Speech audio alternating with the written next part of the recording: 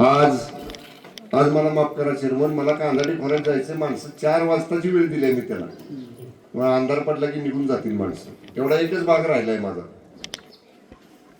अहो 3 दिशेला तिघं फिरतो, एका बाजूला मी, एका बाजूला यशराज, दुसऱ्या बाजूला रविराजे. त्यांना निवडून आणायचे ना सगळ्यांना.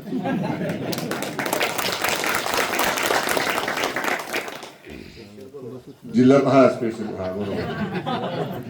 जिल्हा परिषद पंचायत समितीच्या निवडणुकीसाठी आपल्या मंगरुळपीर जिल्हा परिषद मतदारसंघातल्या शिवसेना पक्षाच्या अधिकृत उमेदवार कुमारी मृणाल महेश पाटील आणि पंचायत समितीचे उमेदवार श्री नितीन काळे बसा, या दोन्ही उमेदवारांच्या निवडणूक प्रचारासाठी व्यासपीठावर उपस्थित आणि आपल्या सनबूर गाण्याचे उमेदवार तात्या म्हणले तसं काय भाग्यसून आहे सौभाग्यवती संपदाताई जाधव या तिघांच्या निवडणूक प्रचाराच्यासाठी व्यासपीठावर उपस्थित सर्व मान्यवर, विशेषतः या गावच्या सरपंच, आमचे युवा सहकारी रणजित तात्या, सुरेश पाटील, सरदार पाटील, व्यासपीठावरचे सर्व रघुनाथ तात्या, मनोज मोहिते, दिलीप काका, देववाडीचे नाना साबळे, उपस्थित बोसगाव, मराठवाडी आणि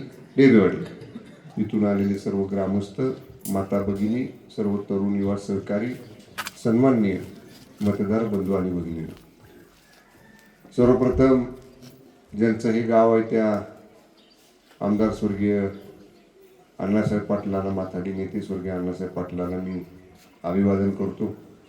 स्वर्गीय लोकनेते बाळासाहेब देसाई साहेबांच्या बरोबर माथाडी चळवळ उभी करण्यामध्ये स्वर्गीय आमदार अण्णासाहेब पाटलांचं खूप मोठं योगदान होतं. नेहमी त्यांच्या भाषणामध्ये स्वर्गीय चव्हाण साहेबांच्या बरोबर लोकनेते बाळासाहेब देसाई साहेबांचं नाव अण्णासाहेब पाटील नेहमी घेतात. माथाडी कामगार संघटनेमध्ये आजही नवीन पिढीला कदाचित त्या काळातली एवढी माहिती नसावी, पण जे जुने माथाडी नेते आहेत ते नेहमी सांगतात की मुंबईमध्ये माथाडी ॲक्ट जो लागू केला, माथाडी कायदा जो लागू केला, माथाडी कामगारांना कायद्याचं संरक्षण देणारा निर्णय मंत्रिमंडळामध्ये लोकनेते स्वर्गीय बाळासाहेब देसाई साहेबांनी त्या काळामध्ये. आज नानाने रणजित तात्यांनी या गावात केलेली विकास कामं सांगितली. ती सुरुवातीलाच म्हणली की आपण ही निवडणूक विकास कामाच्या मुद्द्यावर लढायची, भावनिक राजकारण करून ही निवडणूक लढायची नाही. मंगरुळमध्ये शंभूराजे मतं का मागतायत, तर मंगरुळमध्ये काहीतरी कामं शंभूराजेंनी केलीत मागच्या 5-10 वर्षात.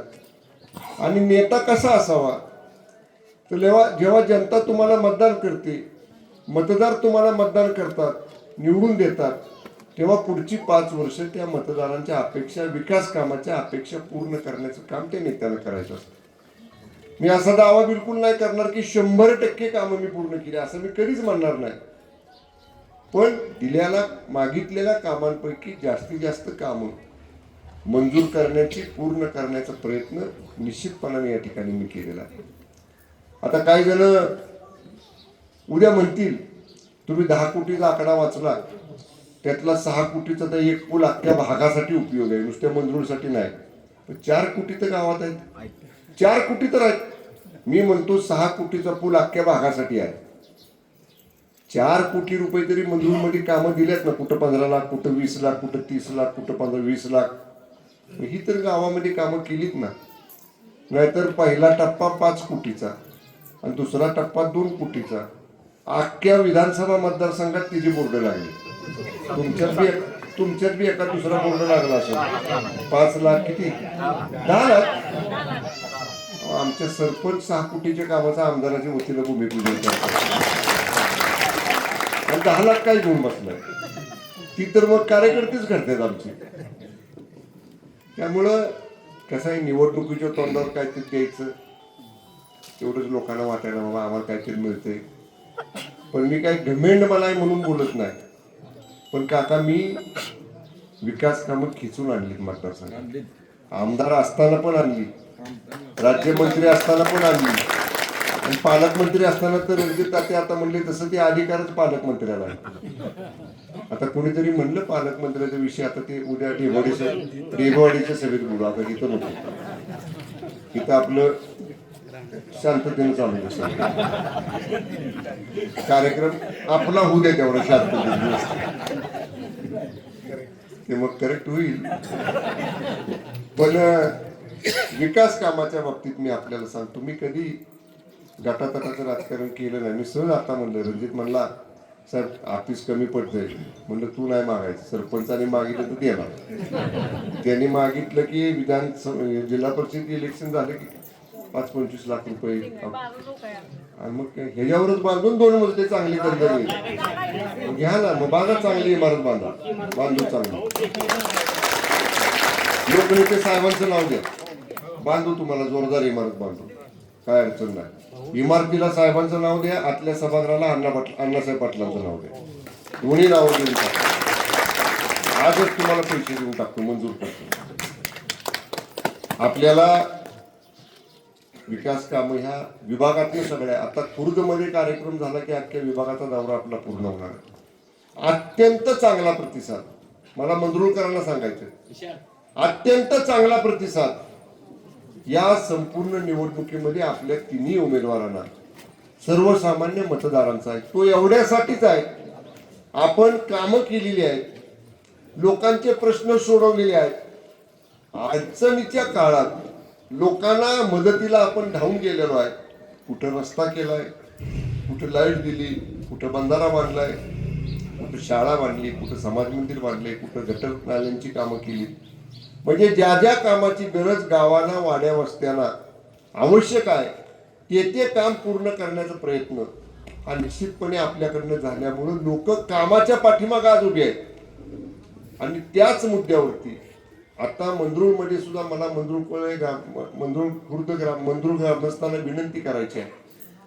मला बाकी कुठलं राजकारणाचं बोलायचं नाही, पण ज्यांनी काम केलंय त्या काम करणाऱ्या नेत्याच्या पाठीमागे उभं राहावा. दोन्ही उमेदवार, मी तर तुम्हाला सांगतो, ही दोन्ही उमेदवार हे आपल्याला विकास कामांच्या बाबतीत निश्चितपणे कुठेच कमी पडणार नाही. त्या 2 उमेदवारांना सरदार पाटील मी जामीन राहतो तुमच्या गावात. मग एवढा मोठा जामीन असला तरी मत द्यायला हरकत नाही. सरपंच मंत्री तुम्हाला जामीन राहिले सुरेश पाटील, त्या दोघांसाठी नाही. त्यांच्या ज्यांनी एखादं काम झालं तर लगेच माझ्याकडे यायचं, पलीकडे डोंगरात. मी हा असं बोललं पाहिजे बघा. खमके आहेत ना सरपंच आमच्या, म्हणजे तुझ्यापेक्षा जोरात आवाजात, बसून बोलल्या पण जोरात बोलल्या. पांडुला का संध्याकाळी दोघं, नाहीतर मग तुला साहेब असं कसं म्हणले. पण नंबर काढला त्यांनी, बोलण्यात बरोबर त्या म्हणल्या. काय मी मंत्री झाल्यापासून आमचे सगळे सरपंच असे थेटपणाने बोलायला लागले. त्यांना सगळं आहे, आमचा मंत्री आमच्या आमचा पालकमंत्री आमच्या पाठीमागे आहे, आमचा साहेब आमच्या पाठीमागे आहे. आणि असंच दारसानं बोललं पाहिजे. मी तर म्हणतो आमच्या सरपंचांनी अशा सगळ्या एक वेगळ्या पद्धतीचं वेगळा ठसा स्वतःच्या कारकिर्दीचा आपापल्या गावामध्ये एक चांगली कामं. तुम्ही मला काही पण नवीन योजना घेऊन या ताई, केव्हाही मला सांगा साहेब माझ्या गावात मला हे नाविन्यपूर्ण काहीतरी करायचंय, नवं करायचंय, कुठल्याच गावात झालं नाही असं मला करायचंय. मी तुम्हाला पूर्णपणे सांगतो, कितीही निधी तुम्हाला लागू द्या, निधीची अडचण आपल्याकडे सध्या बिलकुल नाही, तुम्हाला देऊ. पण चांगलं काम आपण महिलांचं संघटन करा, महिलांचे प्रश्न गावामधले विभागामधले आपण सगळ्यांनी हातात घ्या. आज तो विषय बोलण्याची ही वेळ नाही, आपल्याकडे वेळही कमी आहे. मी एवढंच सांगेन मंजूर ग्रामस्थांना की आता निवडणूक आहे जिल्हा परिषद पंचायत समितीची. या दोन्ही उमेदवारांना आपण शिवसेनेच्या धनुष्यबाण या चिन्हासमोरचं बटन दाबून आपलं बहुमत मत द्या. विकास कामासाठी या गावाला आजपर्यंत निधी कमी पडला नाही आणि इथून पुढे सुद्धा विकास कामासाठी निधी कमी पडू दिला जाणार नाही एवढा विश्वास व्यक्त करतो. आणि या दोन्ही उमेदवारांच्या धनुष्यबाण चिन्हासमोरचं बटन दाबून त्यांना प्रचंड मताने विजय करावा अशी विनंती करून थांबतो. धन्यवाद. जय हिंद, जय महाराष्ट्र.